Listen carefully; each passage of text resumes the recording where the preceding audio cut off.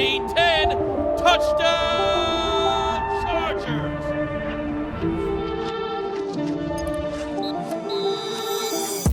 What's up, guys? Welcome into a brand new episode of Chargers Weekly. We are presented by Splitero. As always, joined by the voice of the Chargers, Matt Money Smith. Jahleel Addae in the building ahead of Week 4. Bolts set to take on the Giants.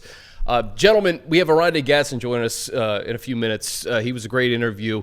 Let's just rewind, though, Jahleel. When you saw the way and the fashion that the Chargers got to 3-0, man, what were your thoughts? Just gutsy. It was gutsy. When I watched that game, that's all I seen. And I was talking to a buddy of mine, and I said, this team is something different, right? When I was here, the Chargers were known as losing those kind of games, right? Those close games. Those games were 3 points or less. And that game showed, like, the heart, the character of the team, their belief, right? And it wasn't pretty. The whole game wasn't pretty. There's things that they can obviously work on and get better at.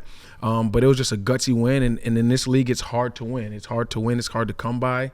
And the fact that they did it in that fashion, obviously Dicker, the kicker, going out there, I had no doubt what time it was going to be once he ran out there. It was a beautiful win, beautiful victory in SoFi.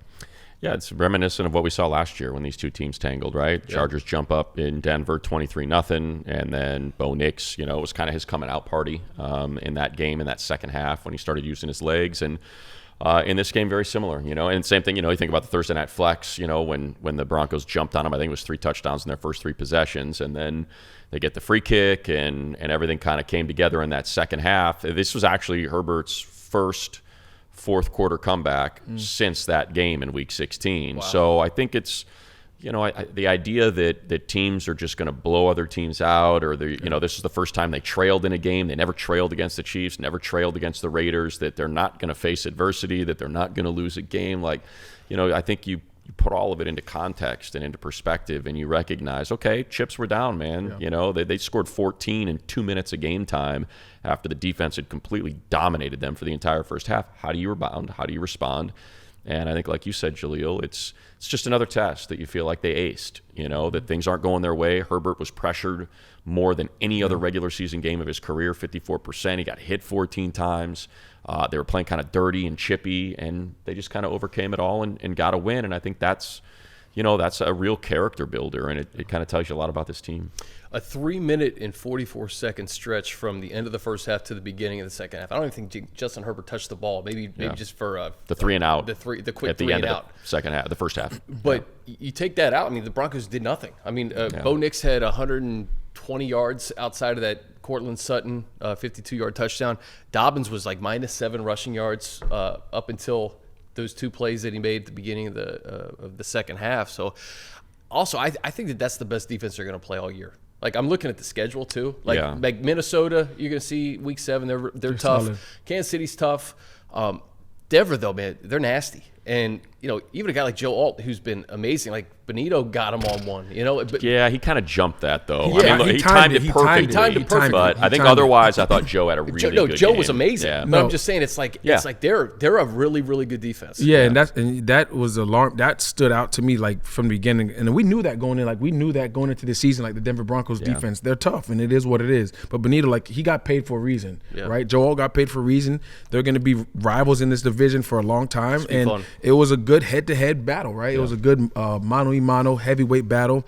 And like you said, Herbert got pressured a lot. Their defensive front, you got to give it to him, right? Yeah. And there's things that, the Chargers can clean up on the offensive side of the ball. But when you say that they're playing, this is one of the best defenses that they're going to play, right? And then they still come out with a W, right? Despite Herbert being under pressure, despite Herbert getting knocked down over and over and over, and then they're coming out with the win. I was impressed. Yeah, I think, Chris, to what you're speaking of is, look, he was under duress the whole time, right? And you're trying to figure out and going back and watching it, and it's, the majority of it's on the right side, and you're talking about Trey, and hats off to Trey. I mean, look, the guy doesn't go from 0 pressures in Week 2 to 11 pressures allowed in Week 3 without there being something wrong, and knowing that he was fighting through an ankle, fighting through a knee, and kept getting back in there, you credit him. And certainly it's not going to be easy when you're going up against that front.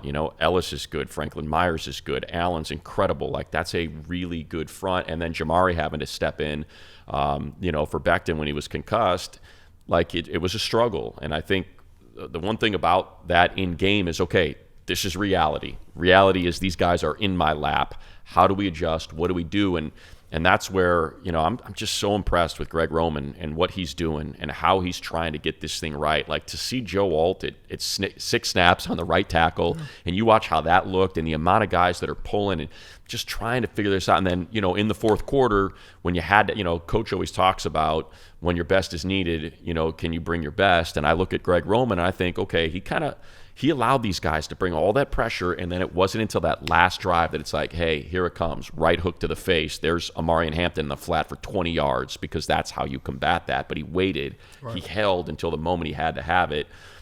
So I give him a lot of credit for calling a game and trying to figure it out, and how can we overcome, this pressure, this adversity, while still getting some explosives out there and using our weapons. Yeah. Just quickly, Money, you touched on it, right?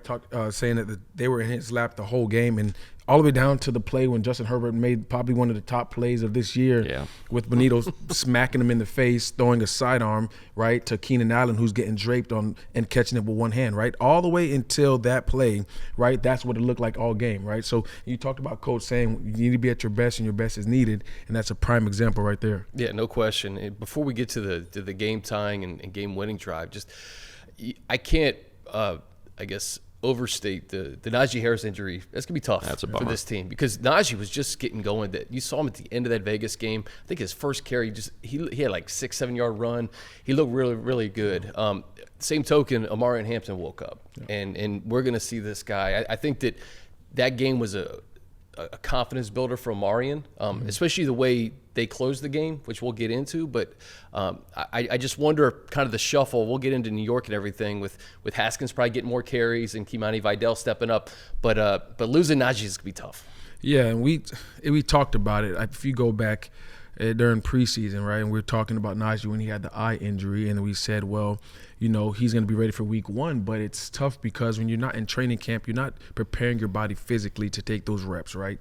And we said, what's the biggest thing that could happen out of it? It's soft tissue injuries or non-contact injuries, and it's just unfortunate for him because, like you said, he didn't have training camp in preseason games to, put his body through that and have the muscle endurance to withstand a NFL game, right? He just didn't have it, right? And so it's unfortunate for him, but on the same token, talking about Amarian Hampton, look, it was almost like he was like, you know what, my 1-2 bell cows out of the game, it's all on me, right? And that's what you want to see out of your first round draft pick. He stepped up. We know that he's going to run the ball hard, yards after contact. That's what he does.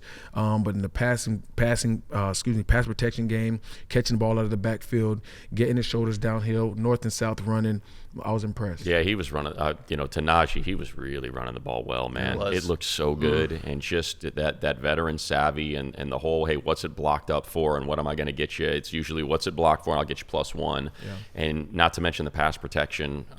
It's a bummer. And the one thing I really like about this team and the way they operate is they always give the in-house guys an opportunity. It's like, you know what, instead of rushing out and signing Zach Moss or Khalil Herbert or one of these guys that's out there, let's see if we can solve our problem in-house and get, Kimani Vidal, who we believe in, invested a draft pick in last year, if that's going to work. And we know last year for Kimani, his first touch was a touchdown, great pass catching back. The one issue was pass protection. And, it was something that he said he focused on all offseason. I thought he looked pretty darn good in the preseason. So I'm anxious to see him get his opportunity. But to both, you guys both talked about it. I don't have to expound on it. But, Amarian, you could see it. You felt it. It's like, all right, this is on me. Haskins has got 1 carry in each of these previous 2 games. So I'm going to probably be carrying the load. And you could just see it. And I think it's like the thing about running the ball is, it's a collective. It's not just Amarian. It's how's it blocked up? Are the blocks executed? Are the holes there? Are you going to the right? And I think you saw the whole team,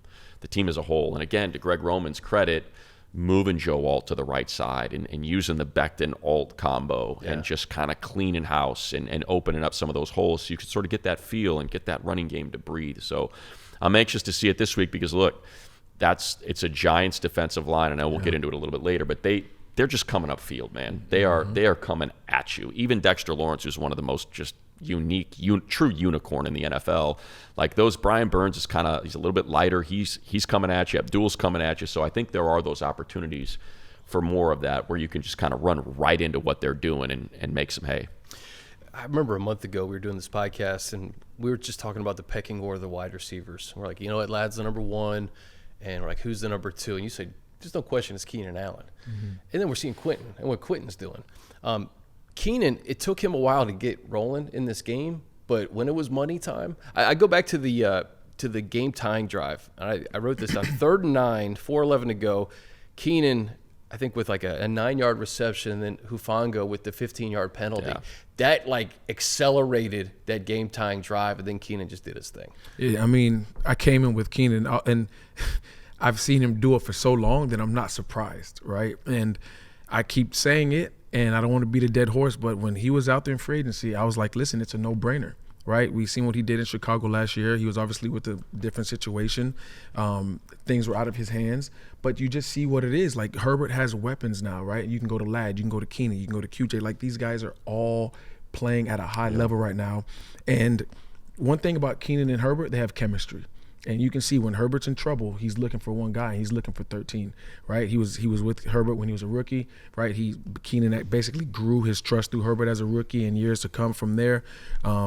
I'm just excited that Keenan's back. You know, he's been a part of this franchise when, you know, things weren't so good, when we struggled in the past, and now that he's been able to be under the Jim Harbaugh era and kind of reap the benefits and see what it looks like now, and, you know, with the winning season, I'm happy for him, and I know that he'll continue to do what he's doing. Yeah, it's been kind of interesting to see how they've deployed them, right? Because, you know, Keenan's the one that's off. When it's 2 receivers, it's Q and Ladd that are out there. You know, and I think when we came into the season, we're like, oh, is Q going to be the 3? Is he going to get jumped by Trey? He's the one. Like, Q is the one. When you watch that game against Denver, you know, Patrick Surtain is shadowing. I think I counted up. It was 5 targets, 4 receptions, 5 targets, 4 receptions, and a penalty on Surtain when Q and Surtain were going head-to-head. That's the reigning defensive player of the year. You know, guy's got 3 touchdowns. That's tied for second best through 3 weeks. You were saying Daniel Jones was going after him the week before. Yeah. Exactly. Was going after Surtain. Yeah. I think it was 9 targets, 8 receptions. So, you know, for Q, that's opening things up. He was doubled. Yeah. That's opening things up for Ladd. And like when you just go through the numbers, I'm looking at them now. Keenan 29 targets, Ladd 23, Quentin 23 receptions. Keenan 19, Ladd 16, Q 14. Like yards, 239 for Q, 194 Keenan, Ladd. The point is, like, it's a true wide receiver room. Like, you can make the case that this is the best wide receiver group in football, that whatever Herbert needs, you know, when it's, and like, you know, you look at those 2 plays, the shot play down the right sideline that got flagged for PI, the Q still made the catch, and then the crosser, the deep crosser over the middle that he snatched out of the air. Like, it's just a different player. It's a different,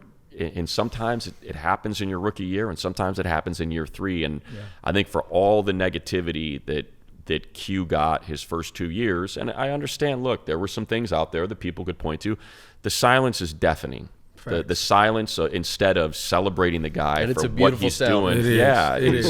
It's like, where are you, man? This guy is making game-winning plays, like game-winning plays throughout each of these first 3 games. And, you know, I think, you know, he probably likes it better that way. Just keep my name out your mouth, you know, because it's been all bad. But it's been impressive to see someone able to flip the script like that. My college coach would always say, don't poop in my hand. I'd be like, Coach, what does don't poop in my hand mean? He means don't let me give you credit, and then on the next play you do something stupid, right? But Q needs an apology from Charger Nation, from just everybody, dude, because when you play in the NFL, a lot of it is mental, right? It's a lot of physical, but a lot of it is mental. And I can speak from experience. If you have a bad game, if you have a bad year, right, and he has the first 2 years of his career are very tough, right? Yeah. And it takes a certain guy. He comes from a military background, right? But it takes a certain kid. It takes a certain individual, you know, to push out the noise. We're in a big market. We're in LA. It takes a certain individual to push that noise out, right? Stay true to your craft. Stay true to who you are. You know, he doesn't say much. He goes about his business the right way, right? He's been taking a lot of slander, and all he's done this year is come out and play some of the best ball out of any wide receiver in the league, right? So, listen, I got to tip my hat to QJ, and I hope he continue to do what he's doing. Yeah, he just gets started. Yep. I mean, he's in year 3 of this. And you mentioned the wide receivers. The guy we're about to speak to, Oronde Gadsden, that's another weapon now that I think we're going to start to see a little bit more throughout the 2025 season. Amari and Hampton coming out of the backfield. So Justin, I think, has a staple of weapons that he just didn't have last year. And, you know, you flip it to defense, man. I asked you before we got on, I want that Derwin James performance, we've seen a lot of them. That was something, man. It was pretty incredible. And I was like, I hope they don't waste this performance, because this is one of the great safety performances you're ever going to see. Yeah, he's going down as, when he hangs him up, dude, I'm going to say it, the best Charger defensive player besides Junior Seau, right? And it'll be neck and neck. Dude, he's different. And I knew he was different. He came in as a rookie with me, and I seen it. Not only is he a physical specimen, and I always compare him to the late Sean Taylor, right? He's the closest thing to Sean Taylor. We didn't get to see Sean Taylor obviously play his career out like we have seen with Derwin, but same size, same build, right? He has closest thing we've seen to it. Most definitely, right? He has a passion for the game. He loves his teammates. When he walks in this room, you could turn these lights off, and when Derwin walks in this room, he's gonna light it up, right? That's just how infectious his personality is, his smile, right? And he's being his teammate, being a friend to him. Like, I know how hard he works. I know the kind of work that he puts in behind the cameras. And I'm just excited, and I'm happy for him to see that he's just continuing to play at this kind of level. And I don't even know if the sky's the limit for him. We might have to send him to Nassau because he's taking off, man. I love it. Yeah, I think it's great, man. Anybody, I've been around since 17, so I've seen all of Derwin, and the thing about Derwin is he's such a good teammate and a good football player, and like just a good guy, that he never questioned what was asked of him in those 3 years with Coach Staley. And it just wasn't right, and you could see that he wasn't right, and that he wasn't the Derwin that we were used to. I think that Jacksonville game ate at him. I think so many times when you had these leads that you would blow, and you're looking at the defensive metrics, and it's like, how is this defense ranked 28th and 29th, and they can't stop the run? And then all of a sudden, Jesse Minter gets here, and Coach Harbaugh gets here, and man, Harbaugh and Derwin they're the same person, man. They are so similar, and you can just see that spark kind of come back, man. And that Derwin sort of just, I don't know, the Derwin James that is inside of him came out. And, from last year, like the fact that guy spent 3 years not being on an all-pro team is crazy. Like, and now that it's back, and he was last year, and this year I think he is firmly in the conversation as a defensive player of the year. Safeties can win defensive players of the year because you can pile up tackles. Guy had 4 tackles for loss in the game. He's not even a safety. He's everything. That's exactly. He's a dime backer. He's a slot. He's a safety. Like, slowed his feet down, right? Too much thinking. And he had the green dot on his helmet at the time too, so he's calling the plays, right? So he's calling the plays, he's getting the play in, then he's making the checks, and then now he's at nickel, now he's at dime, now he's at, they had him doing a lot. And the thing about it, he can handle it. Yeah, he can handle it, and he's never going to complain, and he won't say a word about it, right? And it's special to see, because I keep saying it because I've been in that locker room with him. I've been in the huddle with him in the fourth quarter with 2 minutes left, and we got to get a stop. And he's the one that's going to be like, look, let's go, guys. We got to get this stop. Let's go. Let's stay on their neck. Let's keep doing what we're doing. Communicate. He's over-communicating, right? He's passionate about the game. He loves the game, and you can see it spew out of him every Sunday. Yeah, and he's elevating the play, the guys around him too. Like, listen, you got to give Tarheeb and the coaching staff all the credit in the world for his development, but there's something to be said about having number 3 back there to help you along the way from a work ethic perspective, and also put you in the right positions. So we gush about Derwin, deservedly so. I want to give some credit and let you guys just take it any direction you want to, but we look at the defensive line, and then we look at Denzel going down, and I think of these 2 Oregon Ducks, not named Justin Herbert, Jamari Caldwell, and the way that the rookie's playing, and just the way that Troy Dye has played in Denzel's absence. Again, it looks the same, and that's these guys have preached and said, doesn't matter who's in there, like, we don't expect a drop off. You haven't seen any drop off at the linebacker position. Yeah, I'll touch on Troy, and I coached here on the internship with Troy, and the coaches raved about him because he's another guy who's just loves the game of ball, right? And he's always been known to be a special teams ace. And the thing about a special teams ace is a lot of times those guys are good enough to start, they just may not get the opportunity, right? So when a guy like Denzel goes down and you see a guy like Troy step in, you're like, well, we see him on all the phases on special teams, flying around, making plays. He's a football player, but there's only 11 positions on the defensive side, right? And whatever it may be, a guy may be getting paid more, a guy may be drafted before. Everybody's situation is different. But I've always said, when I seen him play, I said, that guy can hoop. And he's getting his opportunity to hoop, and he's balling. Yeah, Troy, he had that one big play chasing down Bo Nix, got him out on the sideline. I'm trying to pull it up. I think, I love the way you put it. Chris, because you really can pick anyone. You know, you can pick Jamari, who we now know he's a dude. He's a guy. Yeah. You know, Troy stepping in for Denzel has been great. And I'm trying to find it. I don't know why it's not pulling up for me right now. Here we go. Like the one that jumped out at me on the going back to watch the film, and I'm see if I can pull it up because I know Jaleel's going to get a kick out of this, and we'll put it up here on the screen too for the people that are watching on YouTube. But you know, if you kind of just go to the history of Baltimore and Joe, who spent over 2 decades there, and you think about their defensive ends, you know, they've never, like, we're going to see Brian Burns this weekend, right? Like, Brian Burns is a smaller guy. Sure. Crazy bend, like bend that doesn't make sense and can attack the passer. But that's not really like a Baltimore kind of player, right? Like what they have are these big, heavy-handed ends, man. They've always had that. And so they're not going to pile up crazy sack numbers, but they set the edge. And like the one thing they tend to do is they'll throw guys around. And so like the guy that really jumped out to me was a Boygby. And so you have Khalil go down, and Caleb Murphy is more in that Brian Burns kind of mold, right? He's a pass rusher. He's a smaller guy, and you kind of saw him getting tossed around a little bit in that game. Still made a couple great plays. He had a cross.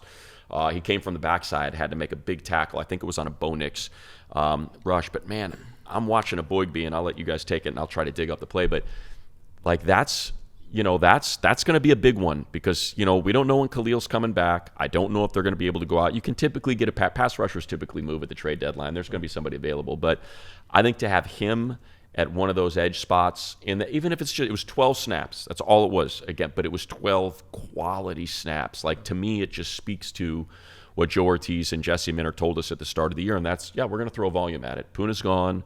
Morgan Fox is gone. We're going to bring in a bunch of guys, and they're rotating these guys, and they're all getting, you know, Jamari's getting 25 snaps or 29 snaps, and a Boygby's getting 12, and it's really impressive to watch all of them step up and make plays. Just thinking and talking from a former player standpoint, when a guy like Khalil goes down, right? No one wants to see that, but as a backup, you're like, well, here's my opportunity, right? Here's my opportunity. Coach probably comes in the meeting and says, look, Khalil's down, so you guys are all going to get a certain amount of reps, and you got to make the best of your opportunities, right? And that's what you're seeing with the defensive line and those guys rotating. These guys are getting in the game, and I know if I'm getting in the game for 12 plays, I'm like, listen, these are going to be the best 12 plays that I've ever played in my life, right? Because in the NFL, it's a what have you done for me lately business. And what you put on tape is who you are, right? So if you get out there for those 12 plays, coach is going to say, well, you're really not our guy, and we put you out there for 12 plays, and you grade it out at a 70%, right? So I go to say that these guys are all competing against each other, but while they're competing against each other, it's doing well for the team. Yeah. Here you go. It's a 2nd and 6 in the – hold on, let me get it right. So 2nd and 6, we'll throw it up on the screen here. 2nd and 6, second quarter. Just this is what I'm talking about with the physicality of a Boygby and just kind of how you can impact the game without it being a sack or a tackle for loss. Just watch him blow up that run play and just – pop JK with all 280 pounds or whatever he's got. Like, that's just a tone setter, and he's only getting 12 snaps. But like, to me, those are the little plays that, and you could see it after the play. It won't be on the film, but like, guys got up and they were like, "Whoo!" Yes, like, you know, they felt it, and that's the kind of when that's all you're getting. Like, and you're being able to impact the game like that goes a long way. Well, just the ability to have guys to stay fresh, to get, you know, make it your 12 best reps, right? 12 best, baby. You got Jamari Caldwell. The way T.R. Tart, we didn't mention him. The way he's playing has been unbelievable. He's playing at a Pro Bowl level, man. Yeah, he really is. His IG captions are at a Pro Bowl level too. Yeah, exactly.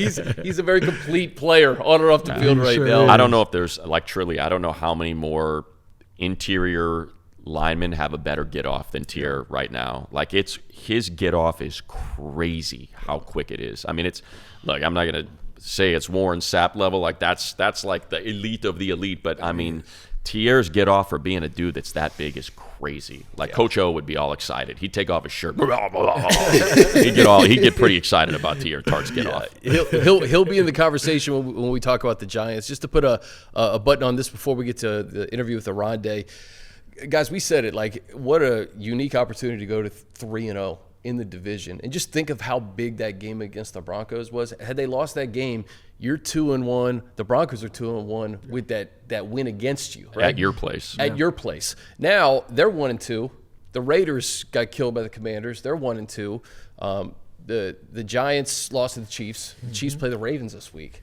And you look at the Chiefs' schedule. Just look at the Chiefs' schedule. Yeah, it's not pretty. It's a gauntlet. So to be 3-0, to have a softer part of your schedule, and again, we're going to get into the Giants. Just I don't know if Jahleel a player, like, what do you think those guys are thinking right now to be able to sweep the division? And here we are. It's end of September. I mean, they're feeling good. Just point blank and period, they're feeling good. But the leaders on this team, the type of players on this team, and the coaching staff that they have, I know that they've put that behind them, right? And they've harped on it. We call it a 24-hour rule. Enjoy it for 24 hours. Then after that, it's time to get back to work, right? And then you look at opponent coming into the Giants, right? We're going to touch on it, but you can't just roll the ball out there and think you're going to win, right? At the end of the day, this is the NFL. Yeah. No matter what their record is, they're starting a new quarterback, a rookie quarterback, and we'll touch base on that. But the same fire that you guys have played with from the first 3 weeks of the season to got you to 3-0, you need to apply the same pressure this week coming up. Yeah, I would just look, kind of harken back to what we talked about when we got the schedule, right? And we're like, man, NFL's really doing this. We're going to Brazil, and you're playing the Chiefs. And then you're playing the Raiders at the Raiders, and then you get we're going to Canton for the and then you get the Broncos, like 3 division, and you know what they did? They looked at it and they were like, what a great opportunity! Yeah, what an opportunity to put it on the division and get a huge lead to start the season that all those other teams got to dig out and try to figure out how to catch us. And that's clearly how they approached it. It's how they executed it, and now. League did them a favor. League did the Chargers a favor by giving them 3 division games to start the season because they're 3-0 and there's a giant gap between them and the rest of the AFC West. Yep, and here we go, another cross country trip for the Chargers against the Giants. Before we get into a preview, let's check in with Oronde Gadsden. Chargers Weekly is presented by Splitero, helping homeowners access their home equity with no monthly payments. Splitero offers home equity investments, a better way to access the cash you need from your home without getting to go through a bank. Get a lump sum of cash in exchange for a share of your home's future value. Pay off debt, renovate your home, and better your life. Get your free cash estimate at splitero.com/Chargers. All right, as promised, Oronde Gadsden joins us here on Chargers Weekly. And Oronde, I just want to start with something that Jim Harbaugh said in his presser yesterday. He told you that you were going to make your NFL debut, and he said you just had that look in your eye.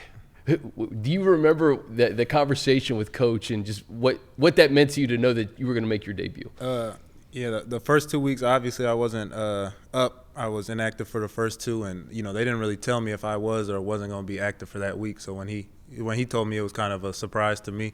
So, I just had a different look when he told me that, and, I was prepared for it. Rondo, you came into the league and you have the luxury of being able to compete against a guy like Derwin.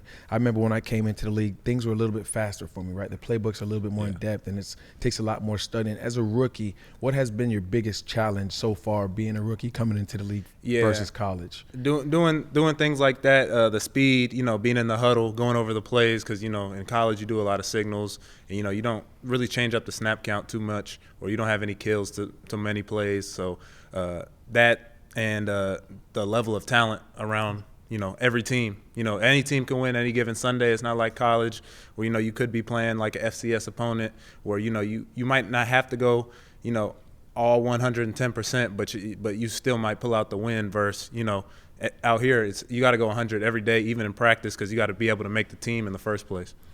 There was a cool moment. We were, calling the game from the booth, and a lot of times we'll see players, that went to school together, and they're chatting. Saw Najee and Patrick kind of rapping with each other, and all of a sudden we were looking at you and Patrick Surtain talking, and I was trying to put it together, and then I realized, oh yeah, these guys kind of grew up together. So how young were you when you got to know them? Did you guys just hang out on the field as both your fathers played for the Dolphins? So kind of walk us through that relationship. Yeah, our dads play together on the Dolphins, and our parents have grown to really know each other, and I've hung out with him a lot. And our moms sent us a picture. It was a picture of him 4 years old carrying me when I was 4 months old. So I've known him my whole life. Been going against him in Little League. Obviously played with him in high school. So he's always been, the best when it came to football. So he's just, keeps carrying that, and really proud of him. I've always been looking up to him ever since I was little. Were you better in Little League than he was? Like basketball, like anything? No. If you saw his Little League highlights, you'd be like, man. Oh, really? What Little League team? He played for the PPO Bengals. I played for the Davie Broncos. South Florida, baby. Yeah. There you go. You got to look up his Little League highlights. He was the man. For real. Oronde, just go back. I watched the game-winning drive again last night, and just the fact that Justin trusts you. The first two receptions of that drive were made by you. Take us through that moment. What was it like being a part of that game-winning drive in your first ever game, and just to have the trust of the quarterback so early in your career? Yeah. We didn't really get a lot of reps. Obviously, those first 3 weeks, the first 2 preparing for the Chiefs and 1 preparing for the Raiders, I wasn't active, so I didn't really get a lot of reps with them or any at all during any team period, 7-on-7, just maybe routes on air. So just them putting me in practice that week and putting me in difficult situations, and then whenever we get to the the situational periods, on Fridays and Saturdays, them putting me in there so he can see that I'm in there, see that I know what I'm doing, and see that he could trust me. And then obviously when you're going throughout the game, if he's throwing you the ball and you're catching it, that's obviously going to build trust. Yeah, growing up, I had a pleasure of watching your pops play, and he was a dog on the field, and it's awesome to see that you'd be able to do the same thing as your pops. Like, what kind of advice does he give you? Because it's one thing to be a college player and then become an NFL player, but it's about being a pro, right? And that takes a lot of different things, whether it's, taking care of your body, studying extra. Like, what has your dad told you, if anything, about being a pro and how to go about it? He's told me everything that he's learned. And then obviously, him being in the league, he also has given me a lot of chances to talk to other people. Like, his first couple years were with the Cowboys. So, I've talked to Deion Sanders before, talked to Michael Irvin, talked to those guys about, what they see, what they would do. And he's telling me what they used to do, because when he was a rookie, he was looking, up to them and seeing what they would do on a week. And now I'm in the league. I'm seeing what Keenan and Derwin are doing and Justin's doing throughout the week to, prepare for the game. So he's told me everything he knows, along with, handing me off to get some knowledge from other guys that he's played with that have been really good at football as well. Anyone that's ever been around Michael Irvin knows what those hands are like. I mean, he'll try to break your arm when you talk to him, especially someone as small as me. But one thing that certainly jumped out were your hands in that game, especially, Chris, you were talking about at that game-winning drive. I think it was the second pass where you had to kind of adjust. And such. Have you always had, like, really, I assume being a wide receiver, hands are important, but just kind of walk us through sort of what you've done to make sure that you're sure-handed and everything that comes your way you catch. You just want to look the ball in. The number one rule of, being a pass catcher is, catching the ball. You got to catch the ball first. You got to get a lot of catches on the jugs. You got to get catches with the quarterback, uncomfortable catches, just going through practice. A ball might be behind and you just got to grab it. You just got to look it in. And G-Ro always says in the meetings, there's no such thing as yards after drop. So there's nothing you could do, after you drop the ball. Monday, you didn't. I shook his hand. You didn't see his hand swallow mine? Yeah, I know. It's like Lennox Lewis over there, man, with those big sledgehammers. That's probably why I play defense, man. Roddy, just going back to the way that game ended, right? Everybody's going to remember their first ever game in the NFL. Yeah. But to beat the Broncos, to start 3-0, 3-0 in the division, when you sat down at your locker, I imagine you had a lot of texts and messages on your phone. What was that night like for you to reflect on, what you did, but what the team has accomplished to date? My mom and my aunt were here, so after the game, we went out to eat, and we just enjoyed the time. I called my dad after the game too, and he was saying how proud of me he was. So I just took it in like a regular game, just trying to act normal, because you want this thing to happen more and more again. So obviously I texted all the people back that was congratulating me and trying to move on, trying to be a professional and get on to the next. Yeah. Being a former wide receiver, obviously that's your forte. Like, you can get open. You're a big physical guy, and running routes and catching the ball is what you do really, really well. If there's one part of your game, obviously transferring from wide receiver to tight end, knowing that you have to stand there and block guys like Joey Bosa or Khalil Mack, right? When you're practicing against Khalil, if you're playing against Joey or defense ends at those types, like, what do you think you need to improve on as a player, more so pass blocking? Pass blocking, just, looking at the film of guys and looking at moves they like to do. And then obviously, like, I've said, get tips from other guys, talking to Joe, talking to Pip, talking to Slater, guys that are, on the edge, blocking those guys most of the game, seeing what they're doing. And, if I could, predict if he's lining up in a certain way, what moves he likes to do out of this position. And, we're coming up on a great, team that has a lot of good edge rushers, and one that I've gone against a lot in middle school and high school, and Brian Burns. He's a menace. They used to have me at scout team tight end for when I was like in eighth grade to go against him, and it didn't end well. So we get another crack at it this week. So it's going to be good to go against him and see him again. Yeah, Jahleel was talking about just sort of route running and.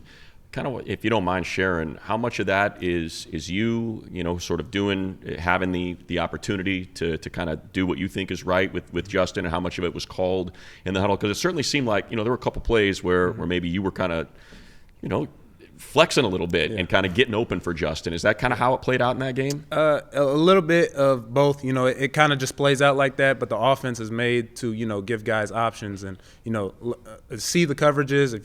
If you see that a spot is open, you could take it. If a guy's dropping too far back and you got to cross the field across his face, you can come back down negative to come get the ball. If they're in cover zero, speeding up your route, things like that. It's really, within the offense, and you want to do your own thing within it. Tony Jefferson sat in that chair last week, and you guys have polar opposite stages in your career right now, but at the same time, like Tony didn't start the season either. And, we've seen guys come in and out of the lineup, and either on offense or defense, it still kind of looks the same. I don't know if you could just speak to the competition among you guys, whether it's the tight ends room or just offense. You have a really experienced tight ends room. Like, how have those guys helped bring the best out of you? Yeah, Will and Tyler have definitely, helped me in getting the knowledge and knowing, what to do against a certain look and how I should line up to make, all my splits look the same, to make, a safety or a DN think I'm, about to block down on them, but really I'm going to run a route, and that might slow them down just a little bit to give Pip or Joe, more time to, get in their pass set, or, how wide I need to get and how good I need to make a fake look, if we have, a block and go or something like that. So, they've been great helping me along the way, and then, I just build on that with the things that I've already been doing. So. Non-football question. You guys are flying out to New York this weekend. Yeah. I was talking to Money about it, and we were talking about food. I'm a foodie, right? And Money was saying that he likes Italian food. If you guys get out there and you get to go out there with the group as a whole, what's one meal you're looking forward to in New York? I never had a chopped cheese before from the deli, so I might have to find a good one. Out there in New York. You got to explain to the people what a chopped cheese is. It's viral on Instagram. You got to explain to them what's a chopped cheese. I don't really know. All I know is it's a chopped up hamburger. Yeah, that's all I know. But much. people go crazy about it. And obviously being in Syracuse, being 2.5 hours away from New York City, people always talk about how great it is. They obviously have them up there, but they, the people that are from New York City always say, oh, it doesn't compare to the ones back home. Yeah. So if I had the chance, I'd go there. I love it. Love it.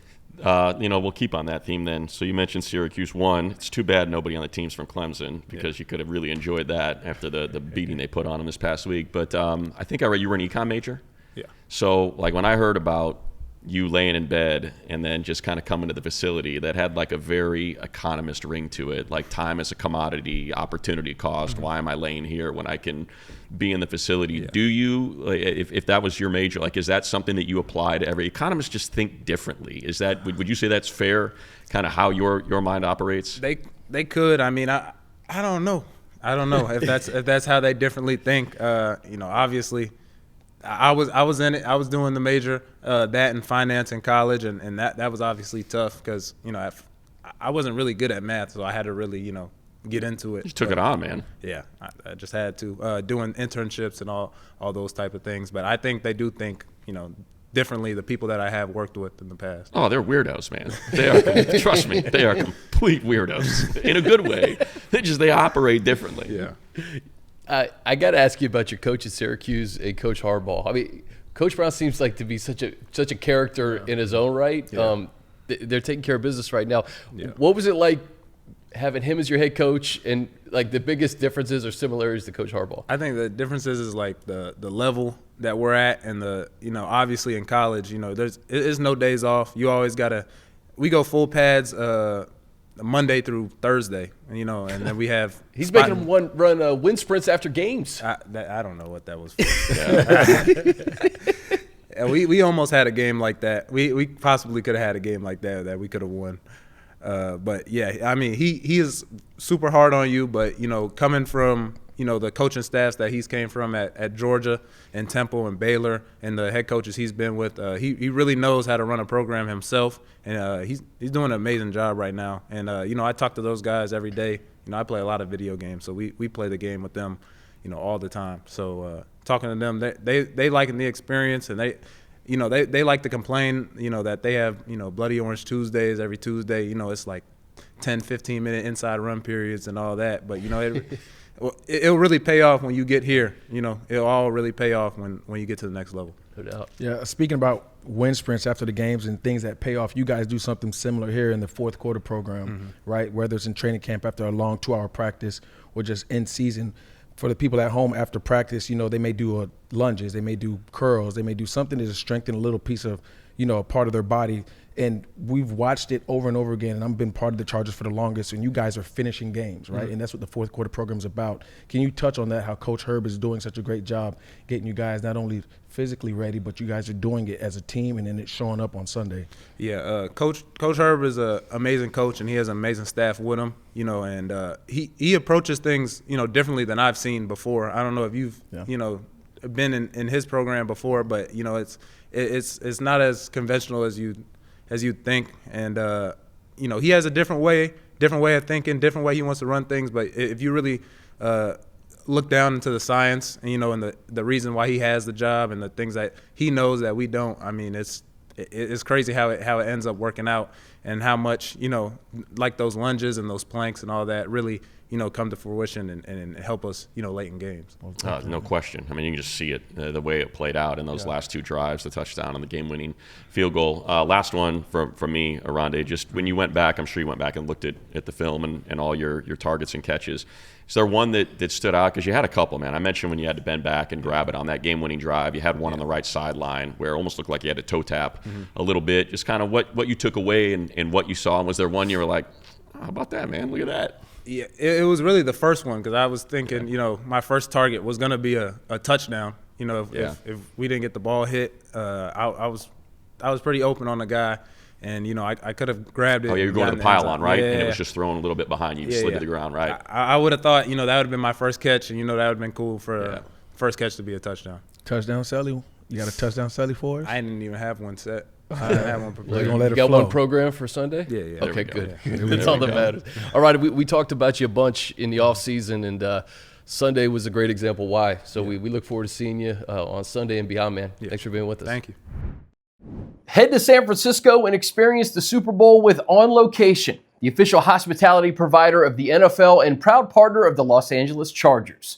Secure packages that bundle verified tickets with exclusive access to pregame parties, featuring renowned entertainment and top-of-the-line food and drinks, plus immersive post-game field celebrations. On Location delivers unforgettable experiences so you can create memories that will last a lifetime. Visit onlocationexp.com/SBLX or call 877-373-5062 to secure your ticket package today. Well, guys, we said in the interview, we talked a bunch about Oronde during OTAs and training camp, and he got his opportunity, Jahleel. He capitalized, and it's just a start. Yeah, it's a start. And we talked about him earlier this year, Chris, working with you, and just talked about the physical upside that he has. He's a big target, right, former wide receiver, so the route running is there, right? He knows how to get open. The hands are there.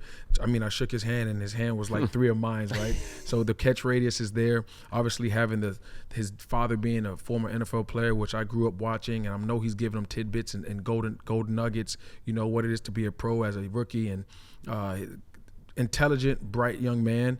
Has a veteran group to learn from in that room, Money, as you touched on, and the future is bright for him for sure. Yeah, I mean, I had nothing to add. I thought it was great. He played exceptional. From his first catch, he talked about it, that first target at the goal line. Unfortunately, it was one of the 54% pressures and 14 quarterback hits that Justin had in the game as he was trying to let that thing go, but he had his man beat, and pretty much Oronde had his man beat every single route he ran. So I don't think we're ever going to see a game the rest of the year where he is not active. I would assume moving forward, that's how this thing's going to look. And, as I remember Justin's rookie year, in 2020, and how important Hunter Henry was to him. And we have not seen a tight end of that caliber. It was good with Jared Cook. It was good with Gerald Everett. It was, it was good with Will Dissly last year. I think this has the potential to be great. Yeah. Just the athleticism, the sure hands, the routes that he can run. I think we might be watching. And look, tight ends are different, man. Yeah. Tight ends are not wide receivers. Rarely do you get that 7th round wide receiver that, turns into. But Laporta 2nd round, Kittle 4th round, Kelsey 3rd round. Like, tight ends are just different. Some of them, because it tends to take when you talk to coaches, they tell you, they're like, dude, it's arguably outside of quarterback the hardest position, because you're in the O-line room, you're in the receiver room, and then you got to do tight end stuff. Like, it's not easy. It takes a second sometimes. So what we've seen, man, Oronde is smooth. He's athletic. He's got hands. I think this could be a heck of a relationship moving forward. Yeah, no doubt. We're going to see him Sunday at MetLife Stadium. And let's get into the Giants. It's a pressure cooker right now in New York for both the Jets and the Giants, combined 0-6. But new life for the G-men, because Jackson Dart is going to get his first ever start. And I know that when you have a rookie quarterback, there's going to be some juice in the building. People are very excited to see him. They were booing Russell Wilson on Sunday night. When he would come in for those 1 or 2 plays, they'd cheer Jackson Dart. So the Chargers are going to have to withstand a little bit of momentum by the Giants. But if you're in a DB's room and you get word that a quarterback who's never played in the NFL is getting his first start, like, take me through a DB's mindset, Jahleel. Salivating. You know when you're in and out and you're starving for like 2 hours and you've been in that line that's like a mile long, and you finally get to the front to get your hands on the double that you've been craving. that's what they're feeling like. Listen, that's our second burger reference here in the last 10 minutes. You got the chopped cheese, and now it's in and out. We might be animal hungry. style. Right? You got to wrap this. Listen, get some food for Jahleel here, man. Good luck, right? I mean, you're going against a Chargers defense who have veterans all over the place, playing at a high level. Listen, any rookie quarterback, I don't care what he said. I seen an interview with him saying, he doesn't feel pressure, but you're going to feel pressure on Sunday, right? You're making your first NFL start against one of the best defenses in the league. Literal pressure. Yeah. Literal, right? Against one of the best defenses in the league. I expect the Chargers to throw the kitchen sink at him, right? Different looks, right? The safeties and the DBs and the linebackers being on one accord, showing different reads, right? Bumping over after the snap, bumping over before the snap, showing pressure, not coming, not showing pressure, then coming. You got to mix it up for a rookie quarterback, and especially in your first start, he just doesn't have enough experience, Money. Like, you don't have enough experience to dissect what you're seeing pre-snap versus post-snap, and I think that's going to be the biggest thing for them. And I like Jackson Dart as a quarterback. I think he has that aura about him. I think that he had a really good preseason. The Giants been calling for him since week 1 of the preseason. I think he's going to be a good quarterback in this league, but this might be the wrong weekend for him to get his first start. Yeah, I think for the Giants, there just really was no right week to start him. I think this might be one of the worst ones, though. When you go back to and look, like I said, I've been doing this since 2017, and I can remember some guys getting their first ever start against the Chargers defense. I can think of Nate Peterman and just what a disaster that was. You were out there. I was mad that day. I didn't get one. You're on the grass. Yeah, 5 and 1/2. Christmas came early that day. Joey Bosa was tormented, that poor kid, man. And then, I remember Josh Allen got his first ever start against, I don't think you were here when that was 2020, I think. But Josh Allen got his first start. No, that was 2018. That was 2018. That's right. 2. That was 2018. Yeah, I played him. Yeah, so you were there. Exactly. Yep. So that was the first start. We had Aiden O'Connell. I think that was the 6-sack game. Was his first start. But then I also remember, Duck Hodges. I remember the Duck Hodges game here. So when you don't have film on a guy and you don't know what a guy's all about, that can also be a little bit of an issue. Like, as far as, having watched Jackson Dart a lot at Ole Miss, like, he's He's thick. He's strong. He runs the ball. He's an athlete. I think Jeremiah, who does the games with me up on the call, I thought it's an apt comparison. He's kind of like a Jalen Hurts. Yeah. He's got a real thick lower half, and he does not go down easy. And I think you could see Brian Daboll's a very creative offensive play caller, and I think you're going to see a lot of that with Scadaboo and Dart, and try to just be very physical. The one thing that's hard to coach out of a quarterback, especially when you got Malik Neighbors chirping at you, is, hey, man, don't take the cheese. Don't take the just play. These guys are going to force you to dink and dunk, and they're going to try to force you into a mistake. Do not take the cheese, because Jameis Winston took the cheese last year, and you saw what that looked like. And so I think that's going to be something that Jesse Minter is going to have in his favor, I think. Yeah, I seen the clip with a reporter asking Malik Neighbors, well, what do you think about, having another QB switch? And he said, just get number one the ball, right? And you said it, like, he's a home run hitter, and that's what they're going to try to do. Malik Neighbors are going to try to go deep, and the Chargers do a very good job of keeping the shell on the defense too high, right, running quarters. And we talked about it. I'd never seen a quarterback. My coach would always say, quarterbacks in the NFL they're not patient enough to just dink the ball down the field. The only quarterback that was patient enough to do that was Tom Brady and Peyton Manning, right? And Jackson Dart is in his rookie season, first game starting against this kind of defense they make it frustrating, right? Because they don't give you anything deep, right? And then once you do hammer it down, it's suffocating. They're making great tackles, right? They're putting the hits on you early on.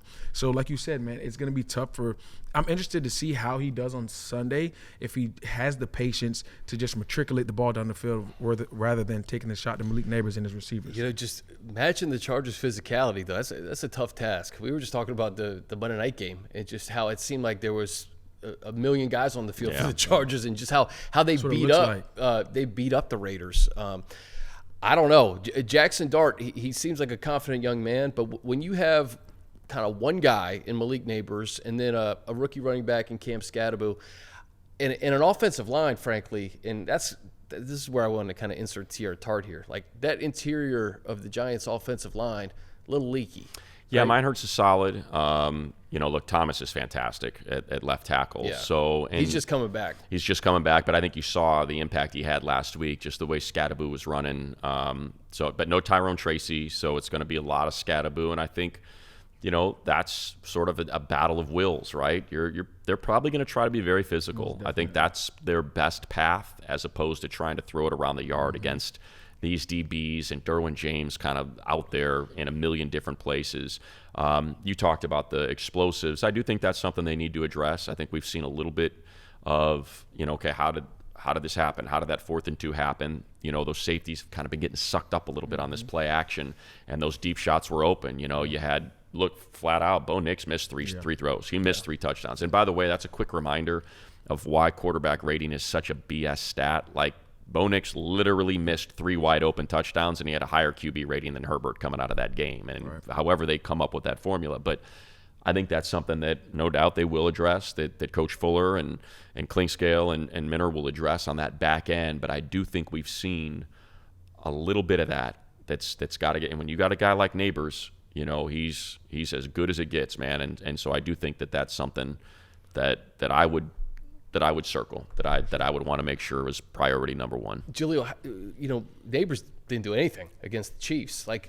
And then the week before, he looked like he didn't get targeted. I watched every snap. He didn't get targeted until the second half. That's just so crazy. What are they doing? Listen. Everyone praises Brian Daboll as this great play. I know Kafka's the play caller there, but how do you not get your best player involved in a football game? It beats me.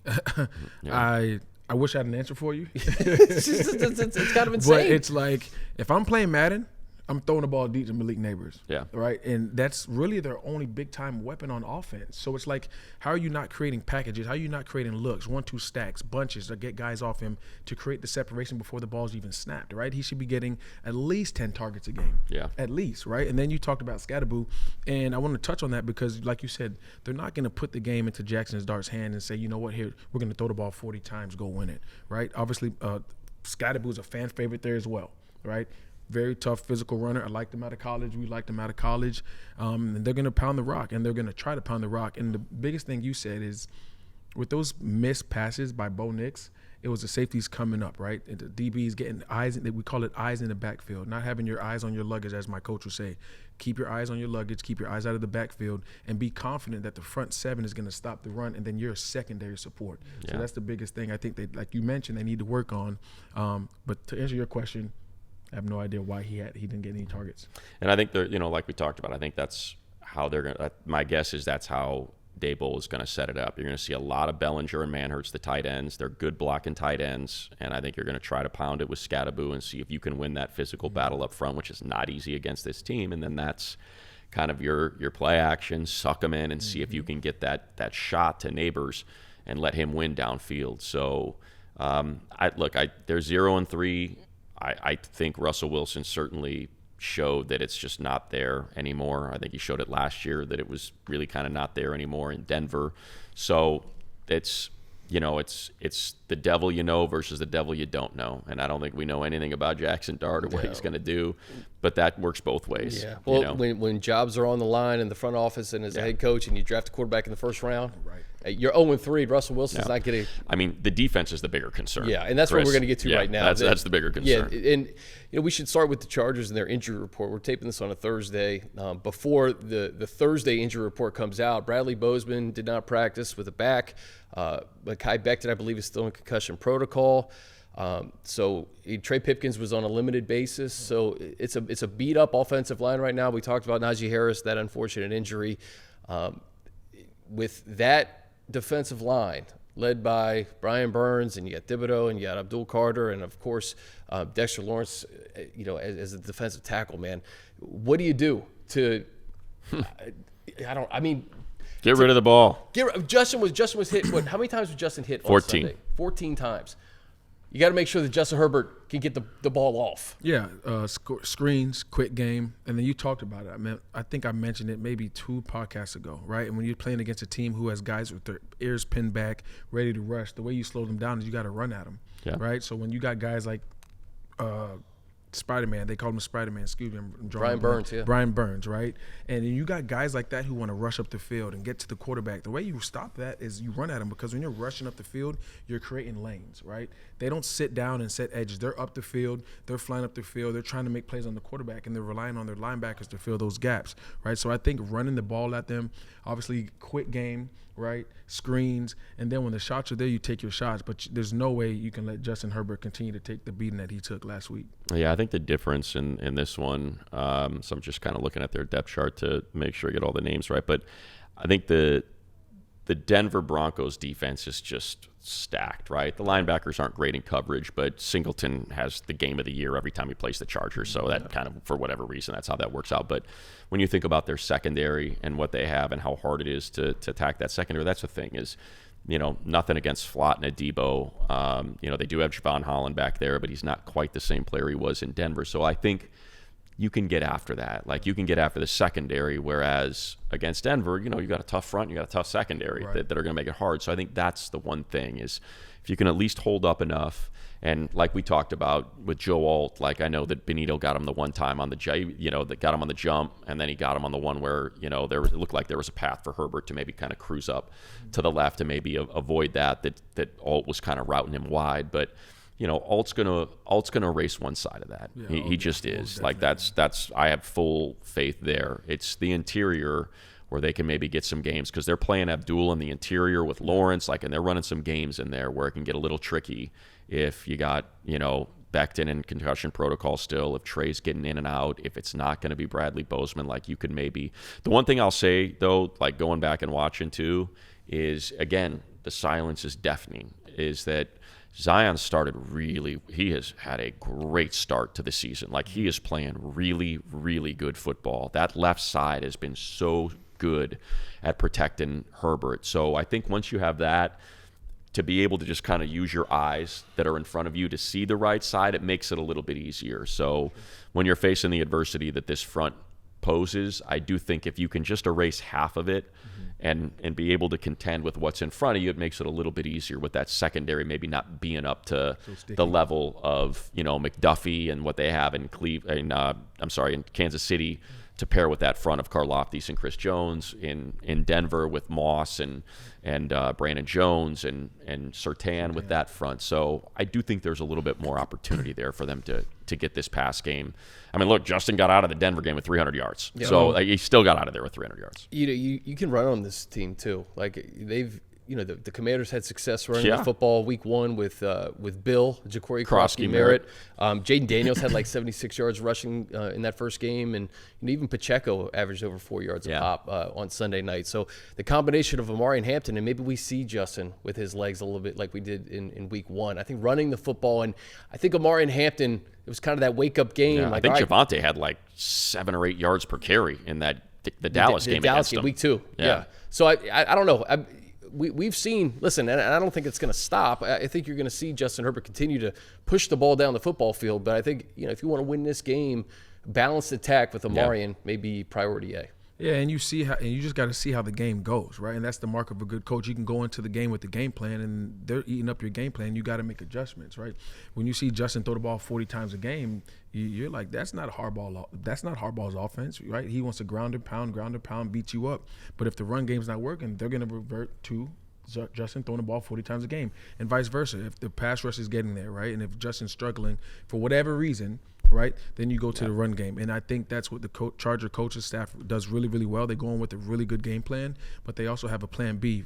Shall plan A not work?